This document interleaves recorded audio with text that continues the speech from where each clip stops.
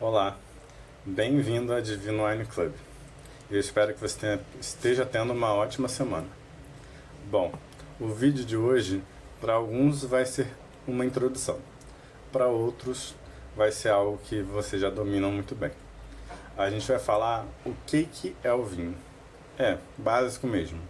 A gente tem como princípio de que as informações básicas do mundo do vinho são extremamente importantes para que você que segue o nosso canal aqui no Divino Wine Club no YouTube ou também no nosso Instagram, tende a, quanto mais você aprende, mais você se aprofunda.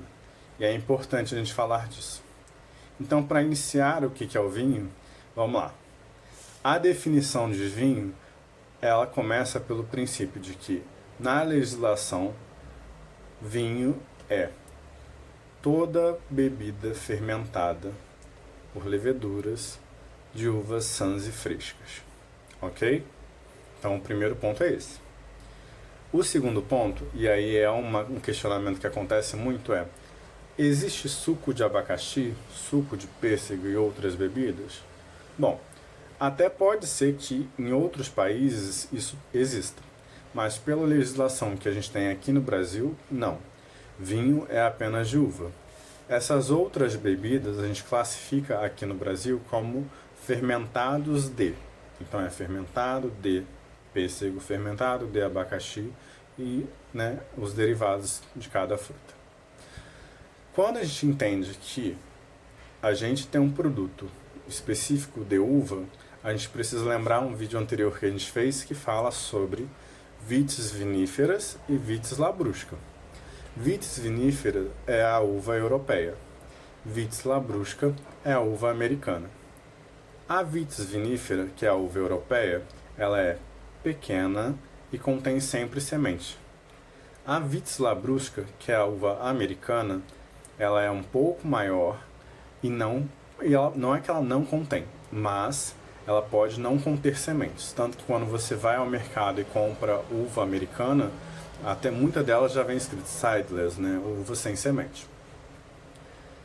Entendendo esse princípio, a gente vai ter que vinhos finos secos são feitos de uvas vitis viníferas que são europeias. Vinhos de mesa ou vinho suave são vinhos feitos a partir de uvas americanas. Como que acontece esse processo? Bom, em algumas regiões, nesses 365 dias que a gente tem no calendário anual, a gente vai ter uma única safra, respeitando o ciclo normal da uva. Mas, por incrível que pareça, se você conhece um pouco das regiões produtoras de uva aqui do Brasil, no Vale do São Francisco, por exemplo, o Brasil consegue ter duas safras. Sim, a gente tem uma safra no verão, que aqui na nossa região, no hemisfério sul, ocorre de janeiro a março, e no hemisfério norte acontece de agosto a outubro. No nosso inverno, que seria o período de hibernação da videira, o Nordeste continua fazendo a produção. Então eles fazem duas safras no ano. Quando as videiras no Rio Grande do Sul, por exemplo, estão hibernando, as videiras elas voltam a florescer e fazem um novo ciclo no Nordeste. Aí a gente, passando desse entendimento, entendendo o que é o vinho, entendendo quais são os tipos de uva e como funcionam as safras, a gente vai sempre pensar que a gente vai ter os vinhos safrados, que são, safra sempre vai ser o ano de produção daquela uva. E a gente também vai ter os vinhos que não são safrados, que são os NVs, não vintage, para ser mais claro. Os vinhos não safrados, isso deve ser bem esclarecido para a gente, não são vinhos de menor qualidade. Eles, na verdade, são vinhos que misturam diversas safras.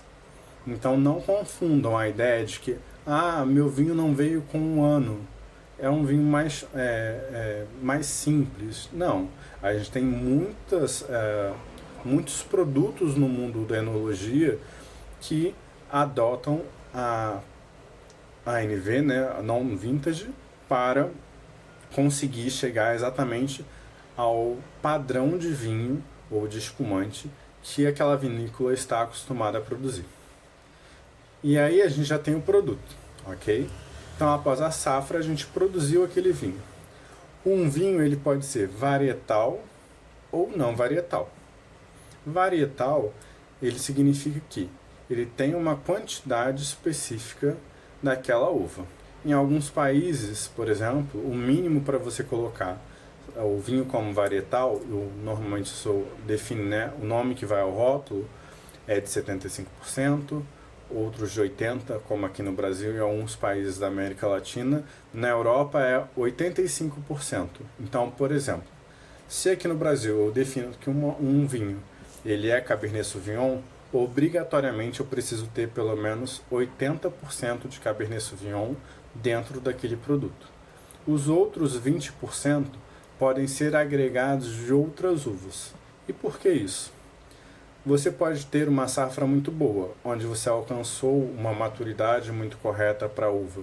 Então você tem uma casca que tem cor, uma semente com tanino equilibrado, você está num ótimo ano.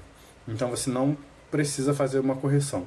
Mas nos anos que normalmente você não consegue chegar numa boa cor ou com tanino macio, a gente acaba fazendo esses pequenos cortes, né, agregando o produto para que a gente consiga chegar num patamar de falar, ok, esse vinho é Cabernet Sauvignon porque ele tem 80%, mas por mais que a gente tenha passado por uma boa safra, a minha Cabernet Sauvignon ela não chega num nível de cor, numa intensidade de cor muito boa. Então o que a gente faz? Pega-se 10%, por exemplo, de uma Alicante Bouschet e coloca, e aí nessa mistura você agrega mais cor. E aos poucos você vai criando um perfil de produto. Já os blends ou cortes, como a gente está acostumado a ouvir, são vinhos que que são mistura de diversos vinhos. Blends, aí a gente tem algumas questões sobre blends. Por exemplo, quando a gente fala de vinho Bordeaux, da região de Bordeaux na França, a gente entende que lá a gente muito raramente, e aí isso já é uma coisa que vem mudando, e a gente não vai ter um vinho varietal, porque a região de Bordeaux normalmente sempre vai ser o corte de Cabernet Franc, Cabernet Sauvignon e Merlot. Então a gente entra nessa perspectiva e nessa desorientação, talvez, para quem está iniciando no mundo do vinho, porque a gente sempre ouve falar, vinho bom é varietal, vinho que tem corte não é bom. Entende por que a gente não pode ficar julgando e falando palavras aos quatro ventos por conta disso?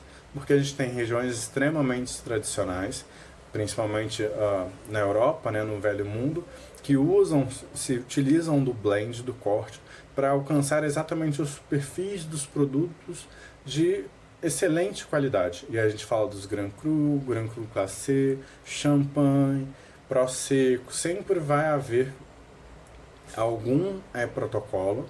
E aí eu já aproveito para fazer uma correção, porque Prosecco não tem corte, né? É feito da uva Prosecco mesmo, que já teve mudança na legislação, porque Prosecco agora é só o italiano, então ela é feita da uva Prosecco, que aqui no Brasil se chama Glera. E aí as pessoas continuam falando de Prosecco, mas vamos dar continuidade, depois a gente volta nesse assunto. A gente entendeu que varietal é sempre quando a gente tem uma porção maior, a partir de 80%, né, aqui no Brasil, de uma variedade, e blend é sempre a junção de vinhos para que a gente chegue num padrão mínimo para ter aquele produto, ok? Então, assim, superadas essas questões, a gente vai falar sobre clima temperado. O clima temperado, ele é sempre o ideal para a produção de uva. E aí a gente vai falar sempre, assim, nas Américas do Sul, né, a gente sempre fala, né, dos paralelos que a gente vê nos mapas, né, que a gente tem o paralelo que passa ali na Europa e o paralelo que passa no Rio Grande do Sul. Mas com o desenvolvimento tecnológico e também com como eu posso dizer, não seria aventura, mas com a ideologia de que a gente está testando uvas em outras regiões, essas ideias de paralelos estão sendo quebrados. Então, assim, a gente tinha a ideia de que só poderia ser produzido uvas nas regiões sul do país. Hoje a gente tem no Brasil vinhos em São Paulo, vinho em Minas, vinho aqui no Rio de Janeiro, vinho em Goiás, né? Então, assim, a gente está tendo várias regiões de produção, inclusive no Nordeste. Então, essa ideia dos paralelos estão sendo feitos vários estudos para entender essa dinâmica. Nas regiões de maior frio e umidade, a gente vai ter sempre vinhos mais ácidos. E em regiões com climas mais quentes, a gente tende a ter vinhos mais maduros. E o porquê isso? Quando a gente fala em regiões quentes, a gente vai ter uvas que têm um ponto de maturação um pouco maior. E aí, se a gente lembra da estrutura da uva, a uva ela é basicamente a água, açúcar, minerais e os outros compostos.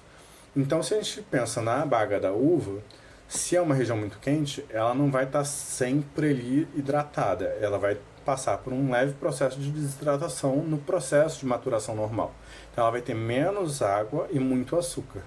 Automaticamente, quando você faz o processo de fermentação, você faz com que você tenha um potencial alcoólico muito bom, e isso, pela característica climática, a gente tem vinhos com características de vinhos mais, sabores mais maturados. Então, assim, vamos pensar, por exemplo, num clima quente. Se a gente pega e observa, né, uma Cabernet Sauvignon ali da região da Campanha, que é uma área com verão muito intenso, a gente vai ver que é um vinho muito intenso em cor, em sabor, em volume de boca. Se a gente pega uma região um pouco mais fria, e aí pode ser que a gente cite Bento Gonçalves, por exemplo, pode ser que esse vinho ele não tenha tanta intensidade, tanta maturação na uva, e aí ele tenha um pouco mais acentuado esses toques de frescor vindos mais para uma coisa ligada para acidez, ok? Bom, gente, eu espero que com o vídeo de hoje vocês tenham entendido o que é o vinho pelo fundamento básico, falando da uva, falando da definição da uva, da videira, das safras, do que é um vinho varietal, um vinho blend, das questões, né, do clima temperado, e que isso está sendo estudado e modificado, e também do que influencia, né, o vinho ele ser mais maduro, menos maduro. E eu espero que com isso vocês coloquem aqui nos comentários as dúvidas e o que vocês têm entendido dos nossos vídeos. Bom, fica aí meu recado para vocês e eu agradeço pelo seu tempo, pela sua dedicação e espero estar colaborando para que você também aprenda cada dia mais sobre o mundo do vinho. Bom, é isso, tá bom? Se você gostou desse vídeo, deixe seu like. Eu espero ver você na próxima semana. Toda quinta-feira a gente tem um vídeo novo aqui no YouTube. E segundas-feiras a gente fala sobre uva. Nas quartas a gente traz uma curiosidade. E na sexta-feira a gente dá a dica de onde você deveria ir, porque a experiência é boa. Tá bom? Fiquem com Deus, uma ótima semana e a gente se vê em breve.